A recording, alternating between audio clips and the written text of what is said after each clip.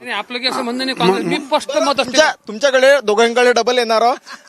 दादा, एकंदरीत चित्र जे पाहू राहिले तुम्ही नगर परिषद निवडणुकीचं काय सांगू शकता या चित्रावर? आता यावेळेस नगरपालिकेच्या निवडणुकीत पहिल्यांदाच मागच्या वेळेस भारतीय जनता पक्ष हा स्वबळावर उभा होता, कोणत्याच पक्षाची युती केली नव्हती. मात्र यावेळेस भारतीय जनता पक्षानं दर्यापूरमध्ये राष्ट्रवादी अजित पवार या गटाची युती करत त्या गटाला 9 सीट दिलेल्या आहेत, म्हणजे 9 ठिकाणी जागा सोडल्या आहेत.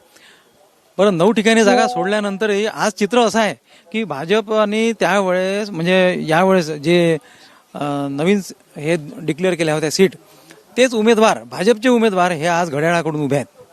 म्हणजे मागच्या वेळेस राष्ट्रवादीवर पंजाचे जे उमेदवार राष्ट्रवादीकडून उभे राहिले ते घड्याळावर, तेच उमेदवार तशाच पद्धतीचं वातावरण सध्या आहे.